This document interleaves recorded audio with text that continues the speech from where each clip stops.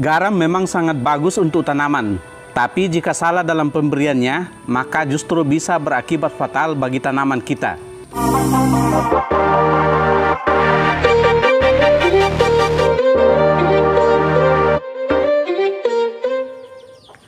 Halo teman-teman, kita jumpa lagi bersama Alam Organik. Jaga bumi dengan pertanian organik. Teman-teman, pemberian garam sebagai alternatif pemupukan pada tanaman kita adalah salah satu cara atau solusi untuk mengatasi kelangkaan pupuk belakangan ini. Dan terbukti garam cukup memiliki banyak manfaat bagi tanaman kita.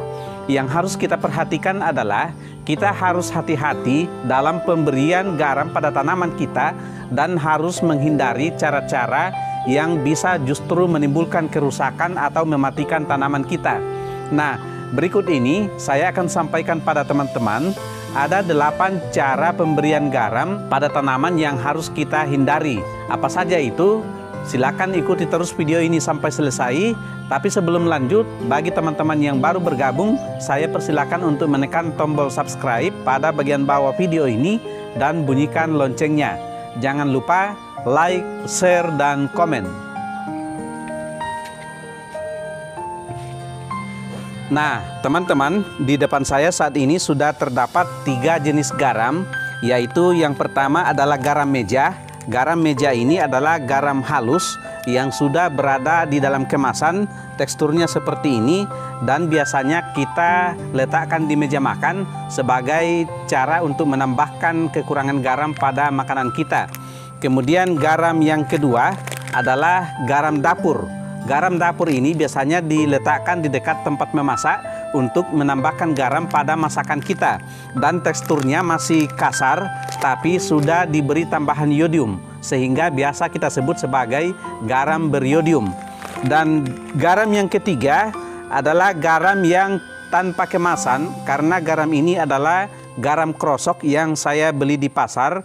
Biasanya kita beli kiloan atau karungan, dan ini belum diberi yodium sehingga masih merupakan garam murni. Ketiga garam ini bisa kita berikan pada tanaman, tapi yang terbaik diantaranya adalah garam krosok karena belum ditambahkan dengan bahan yodium sehingga masih murni, hanya mengandung natrium dan klor yang disebut sebagai natrium klorida.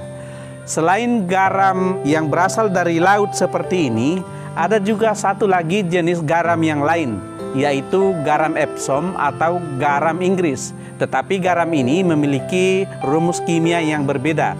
Kalau garam krosok ini kita sebut sebagai natrium klorida, maka garam Epsom atau garam Inggris kita sebut sebagai magnesium sulfat karena kandungannya adalah unsur magnesium dan sulfur, sehingga cukup berbeda dengan garam dapur atau garam krosok yang biasa kita gunakan.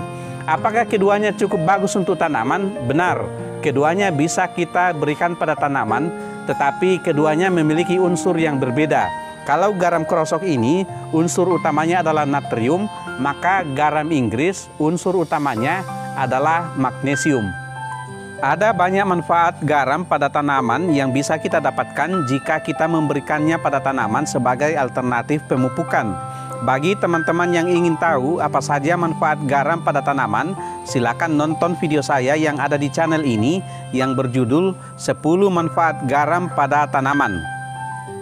Ada 3 cara yang dapat kita tempuh dalam pemberian atau aplikasi garam pada tanaman kita. Cara yang pertama adalah kita lakukan penaburan langsung atau kita benamkan pada tanah di bagian area perakaran tanaman kita. Kemudian cara yang kedua adalah kita larutkan di dalam air, lalu kita siram pada area perakaran. Dan cara yang ketiga adalah kita semprotkan air garam tersebut pada seluruh bagian tanaman kita. Selain harus mengetahui apa saja manfaat garam pada tanaman, teman-teman juga harus mengetahui apa saja yang harus kita hindari dalam pemberian garam pada tanaman. Karena jika kita memberikan garam pada tanaman kita dengan cara yang salah, maka bukannya bertambah subur, tanaman kita malah terancam mengalami layu, kekeringan, atau bahkan mati. Karena itu saya akan menyampaikan pada teman-teman, ada 8 cara yang harus kita hindari dalam memberikan garam pada tanaman kita. Cara pertama yang harus dihindari dalam pemberian garam pada tanaman adalah pemberian garam terlalu banyak.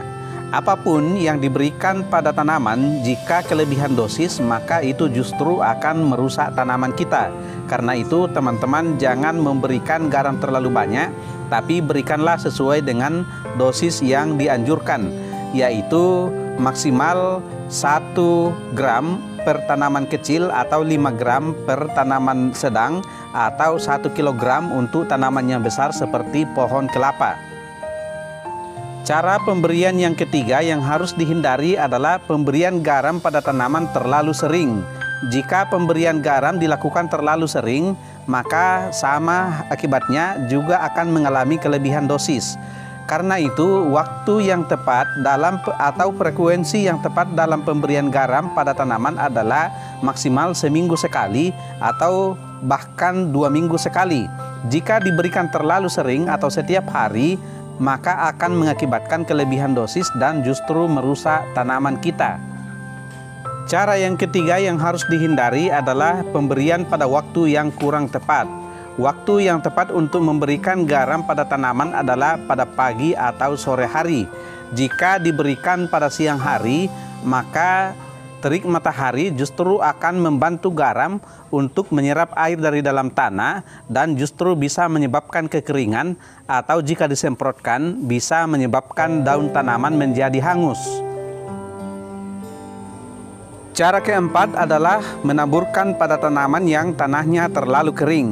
Jika kita memberikan garam pada tanaman yang tanah di sekitarnya terlalu kering, maka kekeringan itu ditambah garam justru akan menyebabkan penghisapan air pada tanaman sehingga tanaman akan menjadi kering dan layu dan pada akhirnya justru akan menyebabkan kematian pada tanaman kita. Cara yang kelima adalah menaburkan garam pada tanaman yang berukuran terlalu kecil.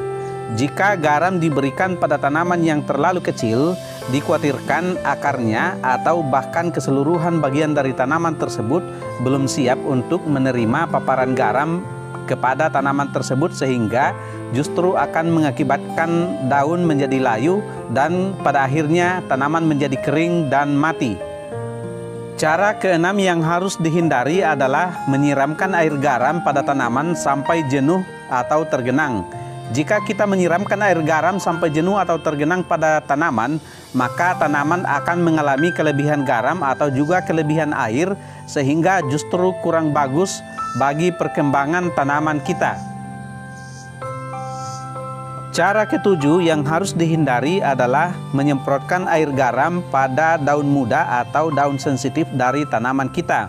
Jika kita melakukan penyemprotan pada daun muda, maka daun muda tersebut justru akan mengalami syok dan justru layu dan kering sehingga pada akhirnya tanaman kita akan mati. Dan cara kedelapan atau yang terakhir yang harus kita hindari dalam pemberian garam pada tanaman adalah pemberian tumpang tindih dengan pupuk kalium. Kenapa? Karena pupuk yang mengandung unsur kalium memiliki manfaat atau fungsi yang hampir sama dengan unsur natrium yang terdapat pada garam. Sehingga jika kita memberikan pupuk kalium pada tanaman, lalu setelah itu kita berikan garam, maka justru akan mengalami overdosis sehingga tanaman kita akan mengalami kelebihan dan menjadi mati. Nah, teman-teman, itulah informasi yang dapat saya berikan kali ini tentang 8 cara yang harus kita hindari dalam pemberian garam pada tanaman kita yang bisa mengakibatkan tanaman kita menjadi layu, kekeringan atau bahkan mati yang pada akhirnya justru merugikan kita. Semoga informasi ini bermanfaat pada teman-teman sekalian, khususnya para petani organik. Salam organik.